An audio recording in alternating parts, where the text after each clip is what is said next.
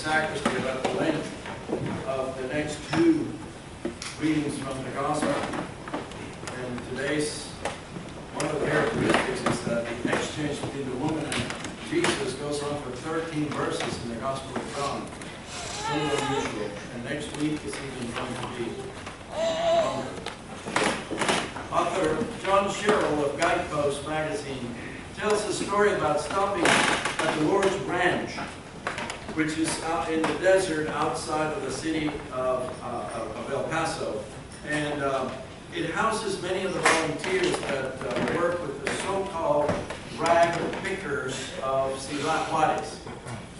And those are people who sift through the city dumps to get food and find anything that they can sell. And what impressed him the most was the role that water plays in that part of the state of Texas as it borders Mexico. Many of those rag pickers live in cardboard boxes and other made-up places for shelter with no running water. And quite often, people will be found dead of dehydration. People at the ranch, they take showers very sporadically so that they can save water. And they use outdoor toilets and ration water for kitchen and other uses.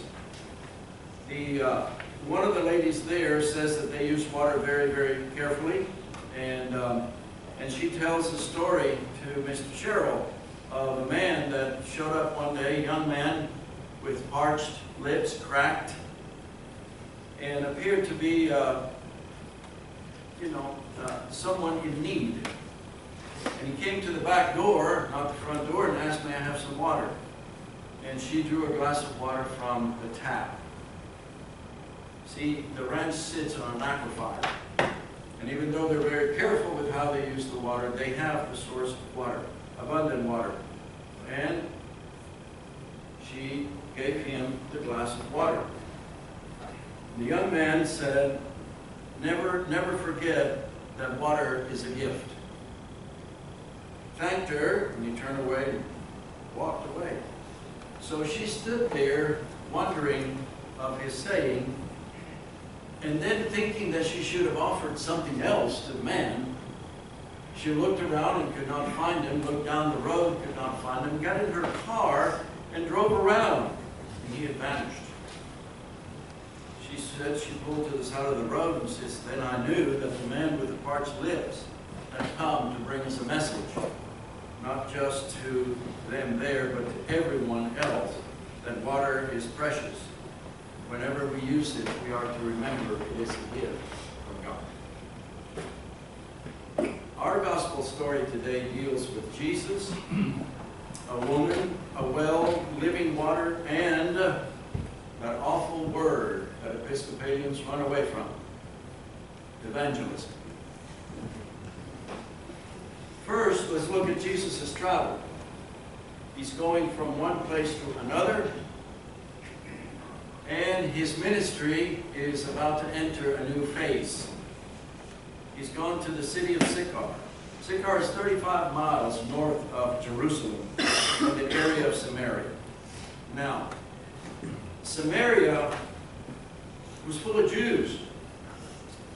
Around 700, 725 BC, during the Assyrian occupation. And then at that time, there was a breach of relations that occurred between the Samaritan Jews and other Jews. And this most intense break happens around the year 200 BC. And the struggle is not very unusual from some of the present struggles in the church over the correct location of the cultic center, the worship place, for the Jews and for the Samaritans. Do you remember when the altars were against the wall in the Episcopal Church? They were all against the wall. Every church was built to where the altars faced east. And then there was a move to physically move the altars out of the wall, and you thought that we had entered into childhood sacrifices. People left the Episcopal Church disgruntled just to find that every other place had the altars removed from the wall. Now, the Samaritans wanted to have their shrine at Mount Gerizim, and the Jews wanted their place of worship to be where? In Jerusalem, in the temple in Jerusalem. And it got to be so bad that in the year 128 BC, the Samaritan shrine was destroyed by Jewish troops. So now, 130 years later, the schism continues between Jews and Samaritans. And Jesus and his disciples traveled north from Jerusalem through Samaria to get to Galilee. And just short of Sychar, the road forks. And in the middle of the fort stands the place for today's story, what is known as Jacob's well. Jacob purchased this land on his deathbed, and he willed the land to Joseph, his son. And upon Joseph's death in Egypt, his body is taken back to Palestine and buried there. So you can imagine all the traditions, all the history, all the memories that are involved with this place and this spot. It is historical, and that is where John has Jesus come to rest. And he comes at the noon hour. That's prayer time. Very interesting also. And they've been traveling for the last 6 hours out of Jerusalem. He's tired, he's hot, he's thirsty, and he's sitting by the well. The disciples have gone in town to get something to eat. Very convenient. And a woman chose to draw water from the well. Although there is water in Sychar, there's a well in Sychar. It's only half a mile away. And why is it that she is there to draw water so far out of town?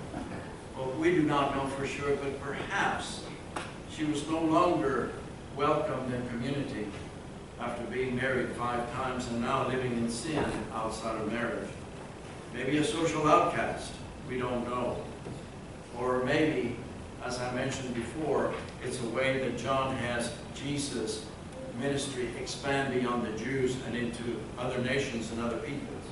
Remember last week it was Nicodemus, the inner circle, someone from the Sanhedrin, and someone who really was committed to the Jewish way of life, who comes and asks the question, how is it that we can do what you're teaching us to do, Rabbi? Now in the well, there's a verbal exchange between Jesus and the woman. He asks her for water. Now 2 Bible versions, Bible translations, I'm sorry, not versions, translations, have Jesus say, give me a drink, kind of a directive. Give me a drink. The NIV, though, says, will you give me a drink? A little bit softer. Although a different tone, that's not what's important.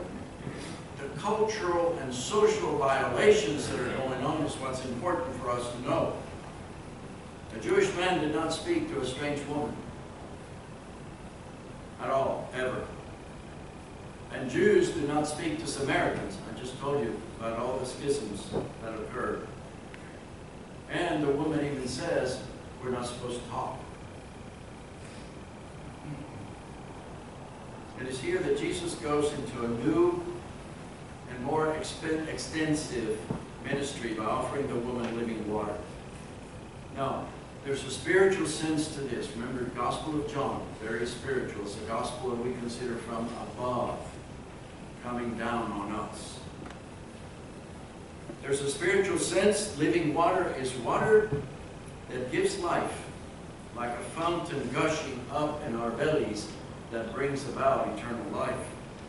In the literal sense, living water is a brook. It's a moving water. It's not stagnant. as in a river.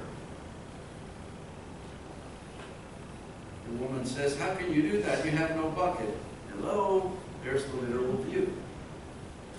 You have no bucket. And I'll take you back to Nicodemus last week. How can you be born again? Do you re-enter the womb?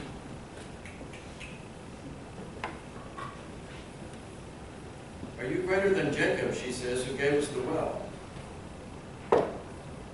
Jesus says, if you drink from the well, you're going to be thirsty again. The water that I give you will never make you thirsty again. So she says, you think she's guided? You think?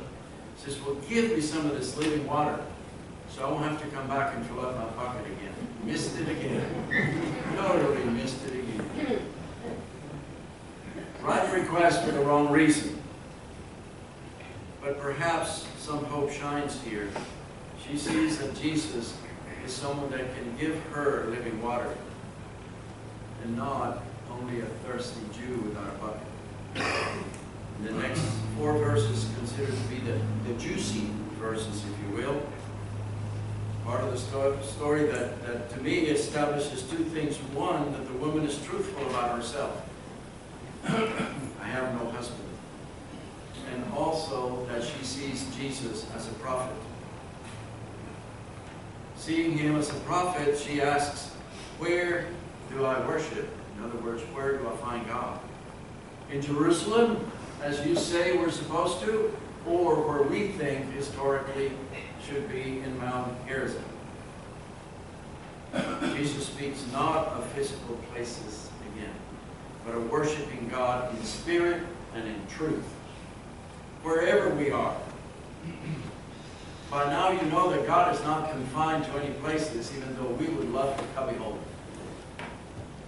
We would love to put God on the side until we finish doing what we're doing, and then we'll pull him out of it to get him to do whatever it is we want him to do.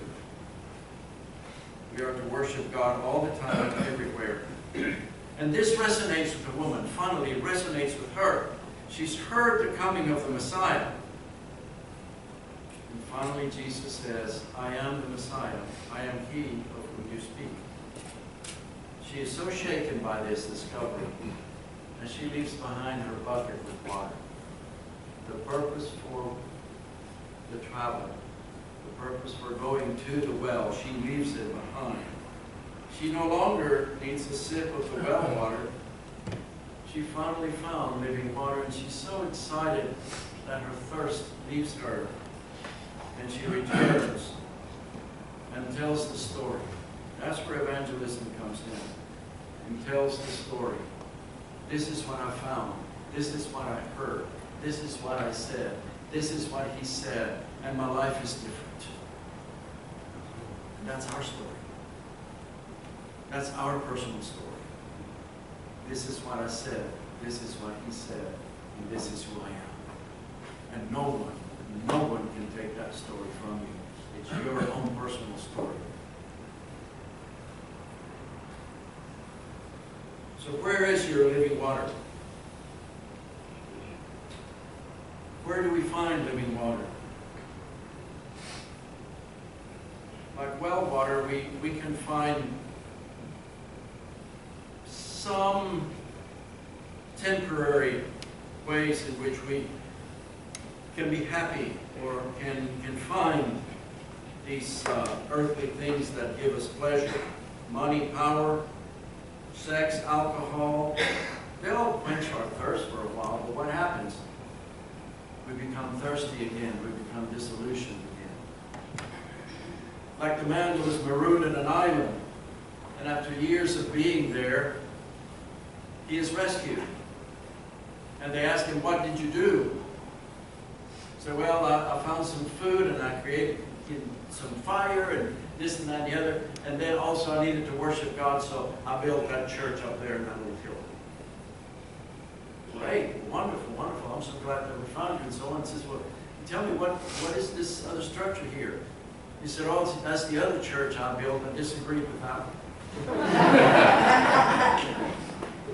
Short-term satisfaction.